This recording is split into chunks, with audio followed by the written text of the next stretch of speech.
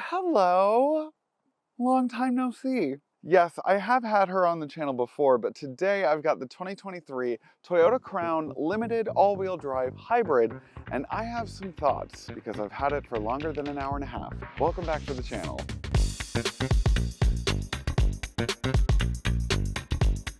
Welcome back to SparkPlug TV. My name is Chris and I do car reviews for literally everybody, not just car enthusiasts. Before I begin, please don't forget to like this video, comment something down below, subscribe to the channel, and most importantly, hit that bell icon so that you get notified whenever I drop a new video, which is whenever I can. Thank you so much. Yes, I have done a video on this before with my good gal pal Jake from Out Motorsports, and you can click the link somewhere above my head to go watch that.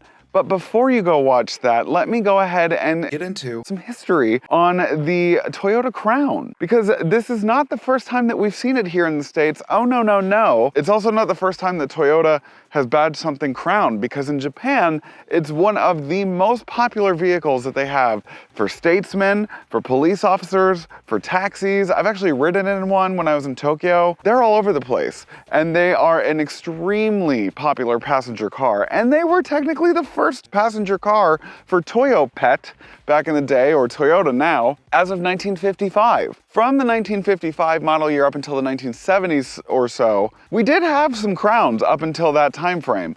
But they dropped off, made room for the Corolla, and then 12 generations later, we have her again. But at the price of saying goodbye to the Avalon, which I'll get into that in a little bit. But yeah, she's here. So for the purpose of this video, I am gonna stick to the 2023 MSRP because it is that. But just know that the 2024 models did bump up about $1,000 in each trim level. So there is 3 trim levels for both the 23 and the 24 models. For the 23 models, you're looking at the XLE starting around $41,000. This is the Limited starting in around $46,000. And then you've got the top tier Platinum coming in around $53,000, which is significantly more than the Avalon, but it's definitely a lot bigger than the Avalon. I mean, it's easy to see. This thing comes right up to my neck, for God's sakes. But yeah, moving on.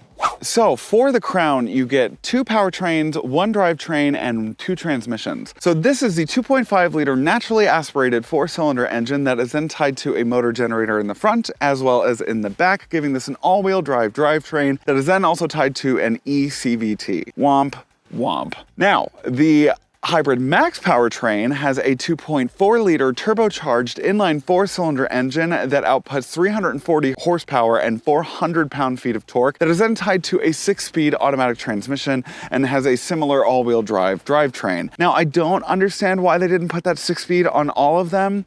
Don't ask me, I'm not an engineer, I didn't make this car. But regardless, this gets 236 horsepower and gets 0 to 60 in about 7.6 seconds, which isn't terrible. I mean, that's still pretty decent for a car of this size. Ah yes, onto the aesthetic portion of my video. What I will start with is that this is not your grandfather's Avalon. This has definitely been updated, upgraded, and it's very evident in the way that this looks. And I know in my last video I wasn't very decisive on how I felt about this, but the exterior is a yes from me. I do like the way that it looks. I think that it is a very handsome car. I like the way that the front fascia and the rear fascia looked together. The only difference between the Japanese and American market is that the Japanese market gets a crown symbol instead of the Toyota one. And they also get a light bar that goes across the front grille. I don't understand why we don't have that here, because we love to light our front grills up like a Christmas tree here. Like, I mean, if you look at a Volkswagen Atlas rolling down the road, the thing is just as bright as can be. I don't know why we didn't get that, but we do have daytime running lights that are linear that go across the quad beam LED headlamps that are equal parts gorgeous and equal parts kind of a gimmick, because they do go up and down when you first start the car, but they don't actually turn with the wheels, so I don't know why they do that. But I really like the trim down at the bottom. I love it. I think it looks really cool. Now, I know I haven't been the biggest fan of light bars in the past, but I do have to give it to Toyota. They do know how to make a light bar look good, and they've made it look great on the back end of the Crown. I really like the way that it kind of juts out as well. It just gives it kind of this 3D illumination look. And I really like the way that they designed it as well, with this black bar that kind of is linear and parallel with the light bar itself. It looks even better in the two-tone, but it looks really good in the red as well. And I just really like the way that the back fascia looks, especially with this kind of notched look on the side as well. And then I guess my only kind of gripe is this plastic, but you get that a lot for a lot of these modern cars anyway. But my biggest complaint about the exterior, love the exterior in its entirety, but my biggest complaint is the fact that it doesn't have a power lift gate. I just opened that with this remote because there's no button on the exterior, like anywhere. And it's not even a power lift gate. So I just think that for something that is close to $50,000, if not $50,000, and it doesn't have like a power lift gate and it's supposed to be like the top of the line, I'm a little dismayed by that. But I mean, it is what it is and it's such a small problem. But anyways, the trunk space is about 15 cubic feet of storage. It's not a terrible trunk size, but I was expecting like a Grand Marquis, like I was gonna be able to sit in it like and close the trunk comfortably, but it didn't do that. So let's go inside. Okay, and welcome to the interior of the 2023 Toyota Crown Limited. This is my second time recording this because I am still on the fence about the interior. I don't know what to say. I think that the interior is more polarizing to me than the exterior is. I think a lot of people think that the exterior is polarizing. I'm an easy choice when it comes to the exterior. I can't decide. I really cannot. There are parts of it that I like about it, and there are parts that I really just don't like about it. It doesn't really know what it wants to be on the interior, and that's what I think is my final thought on the interior, is that it doesn't know. Because I don't know what it's doing in here. It does come with some more like luxury features like the automatic windshield wipers and then the automatic high beams and stuff like that. The one thing that I do like about this is that the center console is very ergonomic in the way that it is shaped. The gear selector is very ergonomic. And then also when you are parking, you can easily click the camera button so that you can go into the 360-degree camera and look and see where you're parking it. And I do think that that's very ergonomic because it's right next to your finger.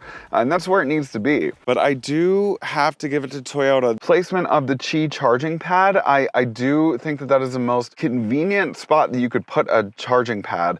Additionally, there are these like cup holder like holders that hold your phone into place so that it doesn't slide around when you're driving, and it actually stays charging while you're driving. I can confidently say that I really like the center console on the Crown. The dashboard, I don't know. But so you do have two 12-inch informational screens, the 12-inch fully customizable gauge cluster, and then the 12-inch infotainment system that I've touched on a myriad of times in my other videos. But it works really well. I mean, you know, the touch is extremely responsive. I've had no problems with the CarPlay and Android Auto. The gauge cluster, again, super customizable. Like, you can do one gauge, you can do two gauges, you can do no gauges. The information on the left and the right-hand side, you can do whatever you want, from the all-wheel drive system readout to the hybrid readout to your total average MPG to your, you know, your eco score to, you know, what percentage of EV you're driving. I mean, and even under that, you can add even more widgets. I mean, it is so customizable. I mean, yes, there is a lot of information on here. And I think that the Lexus NX was kind of the first car that showed me how much information a screen can have. But I think at this point in my critiquing and criticisms in my career, like, I realize that this is the standard. I mean, I think across the industry, especially like with the modern cars, like with a fully digital gauge cluster, there's gonna be a lot of information. I mean, unless you're a Lincoln Corsair, but other than that, I mean, you know, the HVAC system is totally tactile. Toyota really gets that right. And you do have like auto heated seats and an auto heated steering wheel, which is like a nice touch. But you know, I mean, it's just like, it's not as like grand in here as I would come to expect this to be. I mean, you know, the moonroof doesn't even, I mean, it's just a moonroof. It doesn't even open. Like, why doesn't it have like a sunroof coupled with the moonroof? Because especially with like this part, like, it's so tiny for the driver. Why do I get like the smallest part of the moonroof? I mean, I guess maybe this is meant for passengers, this kind of car. But you know, even then, I mean, yeah, you do have heated seats in the back, and like the Avalon had a power sunscreen in the back windshield. So I don't really understand why that doesn't come with this either. So the last thing that I will speak on are the seats. Now, the seats are literal couches. I literally feel like I'm on a lazy boy. It is so comfortable, so plush. Honestly, they are really, really comfortable. And then I think my final complaint about the interior is a JBL sound system, where it's like, yes, there's a subwoofer, yes, there's like 11 speakers, but it's like, it doesn't hit very well. The bass reverbs like pretty intensely. So yeah, I've met people that do like the interior. I just don't think it's really for me. I don't really think that it like speaks to the price point that it's trying to put out. Now again, I think it is very ergonomic in the way that it's designed, and I really appreciate the fact that it's tactile buttons. I really like the technology of it, but I think that the design could just use some kind of oomph, like some kind of something. Yes, it is modern, it is cool looking, you know, but I don't know if I like it. It's just not really for me. Comfortable, yeah, super comfortable. Really ergonomic center console, 100%. Really ergonomic everything else, yes. But the design, let's move on to the driving. I gotta say, I was a little not looking forward to a 4-cylinder on something so large. I was impressed by the Hybrid Max powertrain. That had a lot of get up and go. That thing really was very powerful, especially for a 4-cylinder. Now, I know that I've said in the past that Toyota makes some pretty great 4-cylinders, and they do. They make some of the best in the market. But I mean, you could do like a hybrid V6. I think that'd be pretty cool. Or if you really want to go all out, you know, put a turbo on a V6 and make it hybrid. All that being said,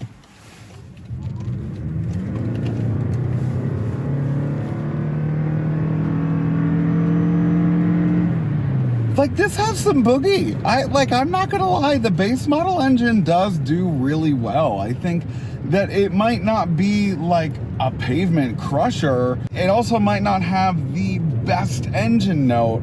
It gets up and goes pretty quickly. I mean, all of those 236 ponies get together and they say, yes, we are going to do this. Now, I think the biggest selling point that this is going to be the EPA rating, as well as the just one full tank of gas gets you almost 530 miles of range. I could drive to Atlanta and then some on a singular tank of gas. That is crazy. That's huge. I've been driving this so much this week and I'm not even at a half tank yet. I mean, it's really been a nice drive because it is quick on its feet and it's really sipping the gas. It's not guzzling it. The limited model does come with adaptive dampers for the, you know, more robust powertrain that it comes with. This one does not have that. So I'm not really expecting this to be a Le Mans competitor or a, you know, Kyalami crusher. You know, it's going to be a Grand Highlander adjacent daily cruiser. I mean, it's got the same powertrain and it's got a similar kind of plush feel to the ride. And honestly, even the really violent bumps are not anything for the Toyota Crown. They just eat them up. The one thing that I find to be odd in the way that it does drive is that the steering is like very sensitive. Like it's like the slightest bit of feedback that you give the steering wheel, it's like, yes, I'll go over here. No, I'll go over this way. I'm like, oh, okay. All right, so we're gonna take a corner. Oh, the body roll. Oh my God, the body roll. Oh. Woo! The final thing that I will touch on is that I don't like the CVT. I just don't. It would fare much better with the step transmission. The way that it accelerates and then gets up to speed, it just kind of feels like a boat almost, where it's like, it just stays revving. It just stays highly revving.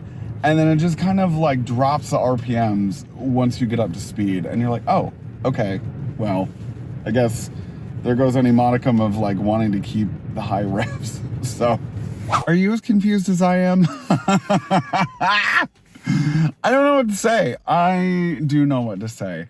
I think that the exterior design language is a total and indefinite yes. It's a really handsome car. It looks great. And it looks as much as you're going to be spending on it, for sure. The interior is a soft no. A subtle maybe. I don't know. I mean, it's like, again, some of it I like, some of it I don't like. I just think they need to revisit it. That's it. You know, I think there's a lot of good ergonomicness to it. And the seats are very comfortable, and the seating position is very comfortable, and the technology is there. I just don't really think that a lot of like the design aspects of it are really as nearly as handsome as they are on the outside. There's just something that needs to be worked on. I think it's the dashboard. Anyways, the base engine, surprising. I'm surprised by the base engine. I think that it is not nearly as peppy as the top tier Hybrid Max, of course, but it does pull its own weight. It's pretty decent. The ride is supple. It's a very good cruiser. You know, it does harken back to like the Grand Marquis and the, you know, the older Avalons of yore in the ride sense. You know, it's very plush. Is it a track crusher? No. Do the adaptive dampers help? I couldn't tell you. I don't remember, but you know, it's pretty decent. You know, I don't love the engine note, and I don't love the transmission, but everything else about it is decent. So on that note, don't forget to like, comment, and subscribe, and hit that bell icon so that you get notified whenever I drop a new video. Thank you to Toyota for letting me have this car and give my honest opinion on this thing. Thank you guys for watching, and I'll see you next time. Bye-bye. Hey Sparks, thanks for watching today's video. Do you want more SparkPlug TV content? Then you can choose one of these 3 options right over here. The middle button is to subscribe to my channel, so please do that.